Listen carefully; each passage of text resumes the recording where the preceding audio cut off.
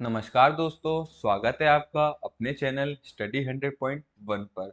तो आज हम भारत के भूगोल का वेरी वेरी इंपॉर्टेंट चैप्टर पढ़ने वाले हैं। भारत की प्रमुख पर्वत श्रृंखलाएं यानी इंडियन माउंटेन रेंज को आज हम थ्योरी और इमेज के साथ समझेंगे। इसमें कौन कौन सी रेंजेस हैं और कौन कौन से प्रमुख पर्वत हैं, आज हम इन सभी को पढ़ने वाले हैं। तो यदि आप चैनल पर नए आए हैं तो प्लीज़ चैनल को सब्सक्राइब कीजिए। वीडियो अच्छी लगे तो प्लीज़ लाइक ज़रूर कीजिएगा। तो चलिए आगे बढ़ते हैं भारत की पर्वत श्रृंखलाओं में। तो आज हम कौन कौन सी पर्वत श्रृंखलाएं पढ़ने वाले हैं, जिसमें से हमारी हैं हिमालय पर्वत श्रेणी, विंध्याचल पर्वत श्रेणी, सतपुड़ा पर्वत श्रेणी, अरावली पर्वत श्रेणी, पश्चिमी घाट, पूर्वी घाट, काराकोरम पर्वत श्रेणी, नीलगिरी पर्वत श्रेणी और शिवालिक पर्वत श्रेणी। आज हम इन्हीं सभी महत्वपूर्ण पर्वत श्रेणियों को पढ़ेंगे। तो सबसे पहली हमें देखने को मिलती है हिमालय पर्वत श्रेणी। कौन सी? हिमालय पर्वत श्रेणी। तो इसका जो स्थान है वह हमें कहाँ देखने को मिलता है? यह है भारत के उत्तर भारत में स्थित है। ठीक है, कहाँ पर है यह? मैप में हमें दिख रहा होगा, उत्तर भारत में हमें यह देखने को पूरा मिलता है। तो ये कौन सा है? ये उत्तर भारत वाला हिस्सा है। और थोड़ा सा इसका इसका कह सकते हैं हम उत्तर पूर्वी वाला हिस्सा भी हमें देखने को मिलता है। अब ये हिमालय पर्वत श्रेणी है। अब ये किन किन राज्यों में विभाजित है, इनको जानते हैं। तो सबसे पहले जम्मू कश्मीर, लद्दाख, हिमाचल प्रदेश, उत्तराखंड, सिक्किम और अरुणाचल प्रदेश। तो ये भारत के इन राज्यों में विभाजित है। कौन कौन से, एक बार फिर रिवाइज करते हैं। जम्मू कश्मीर, लद्दाख, हिमाचल प्रदेश, उत्तराखंड, सिक्किम और अरुणाचल प्रदेश में हिमालयन माउंटेन रेंज हमें देखने को मिलती है। अब बात करते हैं इसके विभाजन के बारे में। तो हिमालय पर्वत श्रेणी को चार भागों में विभाजित किया गया है। कितने भागों में? चार भागों में इसे पढ़ा जाता है। फिर हम आगे पढ़ेंगे कि इसे चार भागों में कैसे पढ़ा जाता है। तो मैं आपको बता दूं कौन कौन से हैं। सबसे पहला है इसमें ट्रांस हिमालय, वृहद हिमालय, मध्य हिमालय और शिवालिक हिमालय। इन्हें चार श्रेणियों में बांटा गया है। अभी हम इनको आगे पढ़ेंगे। इससे पहले हम जानते हैं हिमालय पर्वत श्रेणी की विशेषताएं के बारे में। तो हिमालय पर्वत श्रेणी की विशेषता में कहा जाता है कि यह विश्व की सबसे ऊंची श्रृंखला है। ठीक है, कैसी है? यह विश्व की सबसे ऊंची पर्वत श्रृंखलाओं में से एक है। जो सबसे ज्यादा हाई पीक वाले माउंटेन रेंज हैं वह हिमालय पर्वत श्रेणी में हमें देखने को मिलते हैं। और इसमें जो सबसे ऊंचा पर्वत श्रेणी है वह कौन सी है? माउंट एवरेस्ट है। कौन सी है? माउंट एवरेस्ट, जो विश्व की सबसे ऊंची पर्वत श्रेणी में से एक है, जिसकी ऊंचाई 8,848 मीटर है। कितनी है? 8,848 मीटर है, जो विश्व का सबसे ऊंचे पर्वत का निर्माण करती है। और यह नेपाल तिब्बत सीमा पर स्थित है। तो ये कहाँ पर देखने को मिलता है माउंट एवरेस्ट हमें? नेपाल तिब्बत सीमा का। ठीक है, कई लोग क्या करते हैं, इसे भारत में टिक कराते हैं, जिससे उनका क्वेश्चन गलत हो जाता है। तो याद रखिएगा, माउंट एवरेस्ट भारत के हिस्से में नहीं है। माउंट एवरेस्ट जो है हिमालय पर्वत श्रेणियों में आता है, लेकिन हिमालय पर्वत भारत में नहीं है। ये कहाँ पर देखने को मिलता है हमें? नेपाल तिब्बत सीमा पर हमें देखने को मिलता है। और इसे कौन सा देश ऑक्यूपाई करता है? नेपाल इसे ऑक्यूपाई करता है। ठीक है, तो भारत के हिस्से में कंचनजंगा आता है। ठीक है, कौन सा आता है? कंचनजंगा आता है, जिसकी ऊंचाई 8,586 मीटर है। कितनी है? 8,586 मीटर। इसके बाद जो हमें सबसे ऊंची चोटी देखने को मिलती है, कंचनजंगा से ज़्यादा ऊंची है, जो विश्व की सबसे दूसरी चोटी है, वह है केटू, जिसे हम गार्डविन ऑस्टिन के नाम से जाना जाता है। उसके बारे में हम आगे चर्चा करेंगे। लेकिन इसके बाद है कंचनजंगा के बाद नंदा देवी, जिसकी ऊंचाई 7,816 मीटर है। और कई अन्य सारी पर्वत श्रेणियां इसमें हमें देखने को मिलती हैं। क्लियर? जैसे कि हिमालय पर्वत श्रेणी में जो हम मैप के द्वारा एक बार समझेंगे, जो इस वाला पॉइंट है, ये जम्मू कश्मीर वाला, इसमें हमें देखने को मिलता है नामचा बरवा। ठीक है, सॉरी, यहाँ हमें देखने को मिलता है नंगा पर्वत। और यहाँ पूर्वी हिस्से में देखने को मिलता है नामचा बरवा। तो ये हिमालयन माउंटेन रेंज कहाँ से शुरू होती है? नंगा पर्वत से लेकर नामचा बरवा तक शुरू होती है। क्लियर? तो इस प्रकार हिमालय पर्वत की यह मुख्य विशेषताएं हैं। आगे हम जानेंगे कि केटू और कंचनजंगा में क्या डिफरेंस है। तो अब हम बात करेंगे ये हिमालय पर्वत श्रेणियों को चार भागों में कैसे बांटा गया है। तो इसमें हम सबसे पहले पढ़ेंगे ट्रांस हिमालय को। ठीक है, इसे किससे पढ़ेंगे हम? ट्रांस हिमालय को। तो ये जो ट्रांस हिमालय है, इसे पार हिमालय के नाम से भी जाना जाता है। इसे क्या कहा जाता है? पार हिमालय के नाम से भी जाना जाता है। यह सबसे पुराना हिमालय है। यानी कहने का मतलब ये है कि जो हिमालय पर्वत है, जो माउंट एवरेस्ट है, उससे पहले जो पर्वत था वह कौन सी रेंज आती थी? ट्रांस हिमालय की रेंज आती थी। यानी जो ये ट्रांस हिमालय है वह हिमालय पर्वत से भी पुराना है, इसलिए इसे पार हिमालय कहते हैं।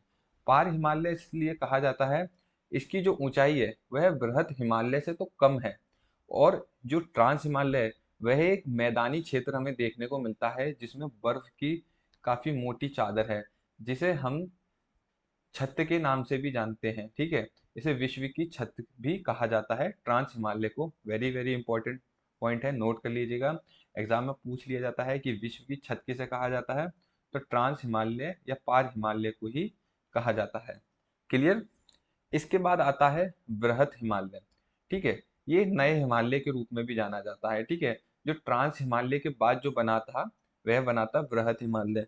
ठीक है, तो इसमें प्रमुख चोटियां आती हैं जैसे कंचनजंगा। ठीक है, तो ये किस हिस्से में देखने को मिलती है हमें?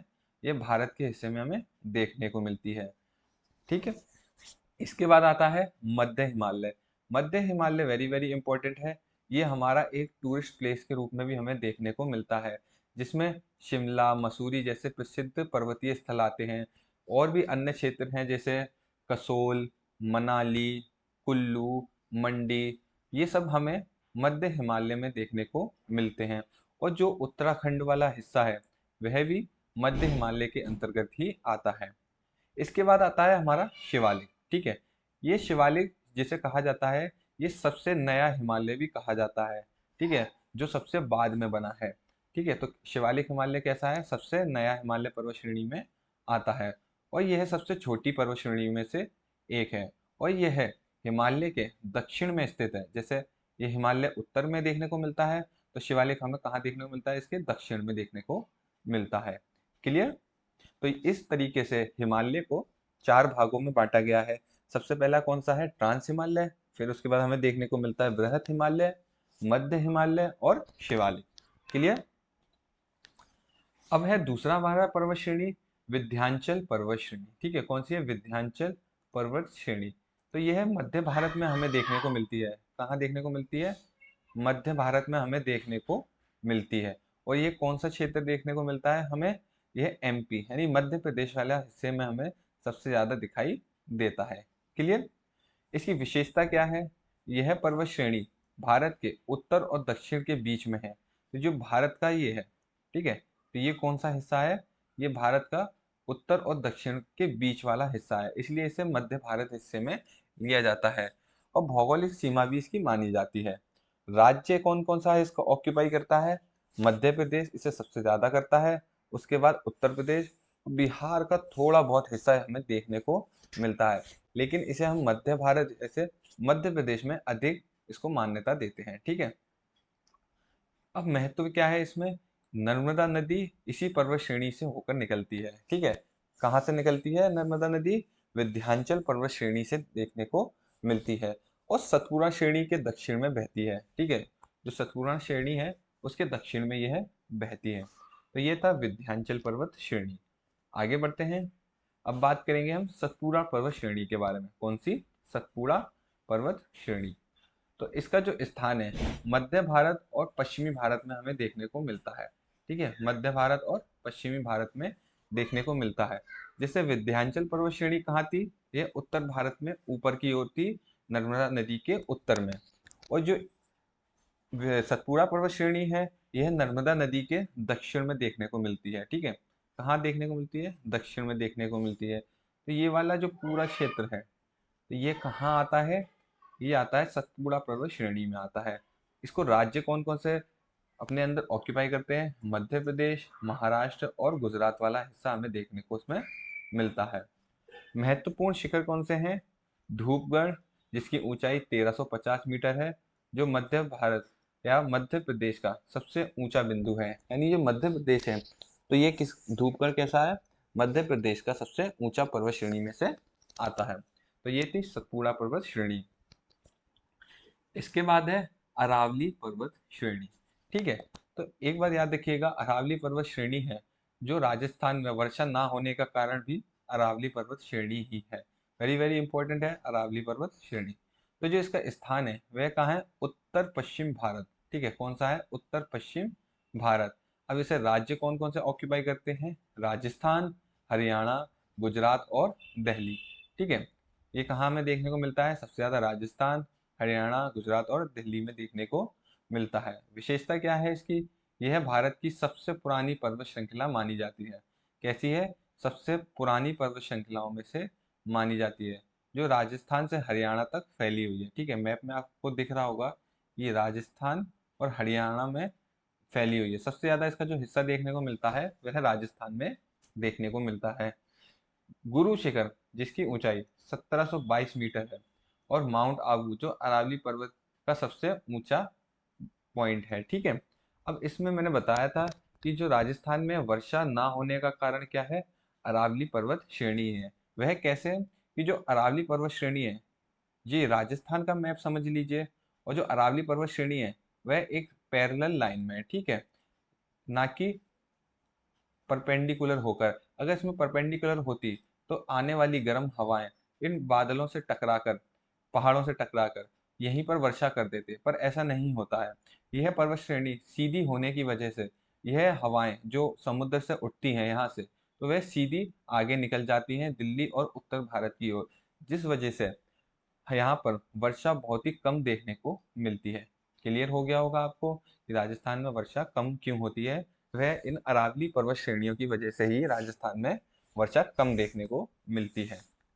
आगे बढ़ते हैं पश्चिमी घाट यानी वेस्टर्न घाट को। ठीक है, अब वेस्टर्न घाट में कौन कौन से क्षेत्र देखने को मिलता है, तो इसमें पश्चिमी तट के साथ जो भी दक्षिण भारत वाला हिस्सा है वह हमें देखने को मिलता है। जैसे आप मैप में क्लियर देख रहे होंगे कि ये कौन सा हिस्सा है, यह पश्चिम भारत का हिस्सा है, जो कि पश्चिमी तटीय क्षेत्रों को विभाजित करता है। अब इसके अंदर राज्य कौन कौन से आते हैं, तो सबसे पहले महाराष्ट्र, कर्नाटक, तमिलनाडु, केरल और गोवा हमें देखने को मिलते हैं पश्चिमी घाट वाले क्षेत्र में। इसकी विशेषता क्या है, इसे सह्याद्री पर्वत भी कहा जाता है। यह संयुक्त राष्ट्र द्वारा विश्व धरोहर स्थल में भी शामिल है। ठीक है, जो ये पर्वत श्रेणी है वह किसमें शामिल है, यह विश्व धरोहर स्थल में भी शामिल है। अब इसकी जो महत्वपूर्ण शिखर है वह कौन कौन से हैं, अन्नामलाई पहाड़ी में स्थित अन्नाईमुड़ी जिसकी ऊंचाई 2695 मीटर है। ठीक है, जो दक्षिण भारत का सबसे ऊंचा पर्वत शिखर भी है। याद रखिएगा जो कैसा है, दक्षिण भारत का सबसे ऊंचा पर्वत श्रेणी है। इसके बाद हम देखते हैं पूर्वी घाट को यानी ईस्टर्न घाट। स्थान क्या है इसका, पूर्वी तट के साथ दक्षिण भारत में। यानी आप देख रहे होंगे ये जो पूरा हिस्सा है ये कहाँ पर देखने को मिलता है हमें, पूर्वी तट। और ये किस क्षेत्र में आता है, यह है दक्षिण भारत में हमें देखने को मिलता है। ठीक है, ये कहाँ देखने को मिलता है हमें, दक्षिण भारत में हमें देखने को मिलता है। राज्य किस में आते हैं, ये उड़ीसा, आंध्र प्रदेश और तमिलनाडु में हमें यह देखने को मिलता है। विशेषता क्या है इसकी, यह पश्चिमी घाट में कम ऊंचा है। ठीक है, यह पश्चिमी घाट से कैसा है, कम ऊंचा है, और इसमें कई नदियों द्वारा उत्खंडित है। यानी क्या, कहने का मतलब क्या है, इसमें कई सारी नदियां हमें देखने को मिलती हैं। महत्वपूर्ण शिखर कौन सा है, इसमें अरकू घाटी जिसमें 1100 मीटर इसकी ऊंचाई है, जो कि आंध्र प्रदेश में देखने को मिलती है, अरकू घाटी। तो ये था हमारा पूर्वी घाट, ईस्टर्न घाट्स। अब उसके बाद है काराकोरम पर्वत श्रेणी। वेरी वेरी इंपॉर्टेंट, इसको मार्क कर लीजिएगा, इसमें तो कई सारे क्वेश्चन हमें देखने को भी मिल चुके हैं। तो काराकोरम पर्वत श्रेणी हमें देखने को मिलती है जम्मू कश्मीर और लद्दाख क्षेत्र में। कहाँ देखने को मिलती है, जम्मू कश्मीर और लद्दाख क्षेत्र में। और इसके राज्य भी हमें लद्दाख जो कि यूनियन टेरिटरी है, और जम्मू कश्मीर में हमें देखने को मिलती है। महत्वपूर्ण शिखर है इसका K2, जिसे हम गाडविन ऑस्टिन के नाम से भी जानते हैं। ठीक है, यह विश्व की सबसे दूसरी ऊंची चोटी है। पहली कौन सी है, माउंट एवरेस्ट है, और दूसरी कौन सी है, K2 जिसे हम गाडविन ऑस्टिन भी कहते हैं। और यह सियाचिन ग्लेशियर के पास हमें देखने को भी मिलती है। अब इसमें वेरी इंपॉर्टेंट क्या है, वैसे तो ये आती भारत के हिस्से में ही है, लेकिन इसे पाक ऑक्यूपाइड भी कहा गया है। ठीक है, पाक ऑक्यूपाइड भी कहा गया है, जो कि पाकिस्तान द्वारा इसे ऑक्यूपाई कर लिया गया है। इसलिए कई लोग इसे क्या कहते हैं, ये पाकिस्तान का हिस्सा माना जाता है। तो एक जगह से देखा जाए कि ये ऑक्यूपाई है, तो ये भारत का भी हिस्सा है। तो कई लोग इसे भारत का हिस्सा भी मानते हैं और कई लोग इसे पाकिस्तान का हिस्सा बोलते हैं। इसलिए अभी फिलहाल भारत की सबसे ऊंची चोटी कंचनजंगा को बताया गया है, क्योंकि जो ये केटू है वह पाक ऑक्यूपाइड में चली गई है। इसलिए भारत की सबसे ऊंची चोटी में इसे नहीं रखा गया है। क्लियर? आपको अब क्लियर हो गया होगा केटू और कंचनजंगा में। तो कंचनजंगा को क्यों भारत की सबसे ऊंची चोटी कहा गया है? क्योंकि यह भारत के सिक्किम राज्य में हमें देखने को मिलती है। और जो केटू है यह विश्व की सबसे दूसरी ऊंची चोटी है, लेकिन यह भारत में तो थी लेकिन पाकिस्तान द्वारा इसे अपने क्षेत्र में ले लिया गया है। ठीक है। तो इसकी विशेषता क्या है? यह पर्वत श्रृंखला हिमालय के उत्तर में स्थित है और इसमें कई ऊंचे शिखर जैसे केटू, जिसको कि आप मैंने आपको बता दिया गार्डविन ऑस्टिन के नाम से जाना जाता है, जो भारत का सबसे ऊंचा और विश्व का सबसे दूसरा ऊंचा पर्वत है। ठीक है, याद रखिएगा। अगर एग्जाम में पूछा जाए कंचनजंगा हो और केटू हो तो आप कंचनजंगा को टिक कीजिएगा, ना कि केटू को। क्लियर? इसके बाद है नीलगिरी पर्वत श्रृंखला। तो इसका स्थान है दक्षिण भारत। ठीक है, इसका स्थान क्या है? दक्षिण भारत में हमें देखने को मिलता है। राज्य कौन कौन सा आता है इसमें? तमिलनाडु, कर्नाटक और केरल। अब वेरी वेरी इंपॉर्टेंट है इसमें विशेषता इसकी, जैसे यह पश्चिमी घाट और पूर्वी घाट के मिलन बिंदु पर स्थित है। जैसे कि ये वाला पश्चिमी घाट हमें देखने को मिलता है और इधर से हम देखते हैं तो हमें ये पूर्वी घाट देखने को मिलता है। जहां पर ये दोनों पॉइंट मिलते हैं इसी को क्या कहा गया है? नीलगिरी पर्वत श्रेणी कहा गया है। क्लियर? तो इसके जो महत्वपूर्ण शिखर है वो है कौन सा है? डोड्डा बेटा। ठीक है, इसकी ऊंचाई कितनी है? 2637 मीटर इसकी ऊंचाई है, जो कि नीलगिरी का सबसे ऊंचा पर्वत श्रेणी में से एक है। ठीक है, नीलगिरी की सबसे ऊंचा पर्वत कौन सा है? डोड्डा बेटा। ठीक है, जिसकी ऊंचाई कितनी है? 2637 मीटर है। अगला है शिवालिक पर्वत श्रेणी। ठीक है, जो हिमालय की सबसे नई श्रेणियों में से एक है। याद रखिएगा कौन सी है ये? हिमालय पर्वत की सबसे नई श्रेणियों में से एक है। इसका स्थान क्या है? ये हिमालय की सबसे दक्षिणी श्रृंखलाओं में स्थित है। ठीक है, कहाँ है ये? जिससे सबसे ऊपर कौन सा है? ट्रांस हिमालय देखने को मिलता है, जो कि तिब्बत और चाइना में है। इसके बाद हमें बृहत हिमालय देखने को मिलता है, फिर हमें मध्य हिमालय देखने को मिलता है, और जो सबसे नीचे है वह कौन सा है? शिवालिक पर्वत श्रेणी है। ये किन राज्यों में आता है? तो ये जम्मू कश्मीर, उत्तराखंड और हिमाचल प्रदेश में हमें देखने को मिलता है। इसकी विशेषता क्या है? यह हिमालय की अन्य श्रृंखलाओं की तुलना में कम ऊंचा है, यानी इसकी जो हिमालय की तीन और श्रेणियां हैं उनमें सबसे कम है। ठीक है, तो ये थी हमारी शिवालिक पर्वत श्रेणी। आगे जानते हैं हिमालय पर्वत यानी हिमालय पर्वत श्रेणी के बारे में। ठीक है, तो हिमालय पर्वत श्रृंखला यह क्या है? यह सबसे ज्यादा पर्वत, जो सबसे ज्यादा पर्वत है वह हमें कहाँ देखने को मिलते हैं? हिमालय पर्वत श्रृंखला में देखने को मिलते हैं। तो हिमालय दुनिया की सबसे विशाल और ऊंची पर्वत श्रृंखलाएं हैं, जो लगभग 2400 किलोमीटर लंबी है। ठीक है, तो जो पश्चिम से पूर्व तक की जो लंबाई है वह कितनी है? 2400 किलोमीटर लंबी है। और इसकी जो चौड़ाई है, ठीक है, उत्तर से जो दक्षिण की चौड़ाई है कितनी है? जैसे उत्तर में कौन सा है? जम्मू कश्मीर राज्य। और नीचे हम देखेंगे तो हमें हिमाचल या उत्तराखंड वाले राज्य तक की जो चौड़ाई देखने को मिलती है वह कितनी देखने को मिलती है? हमें लगभग 400 किलोमीटर की हमें देखने को मिलती है। तो यह श्रेणी कई उप श्रेणियों में विभाजित है, जिनमें मैंने आपको बताया है बृहत हिमालय, मध्य हिमालय और शिवालिक हिमालय। भारत में यह तीन ही श्रेणी देखने को मिलती है। वेरी वेरी इंपॉर्टेंट है। बृहत हिमालय जिसे हम ग्रेटर हिमालय के नाम से जानते हैं, मध्य हिमालय यानी मिडिल हिमालय, और शिवालिक पर्वत श्रेणी।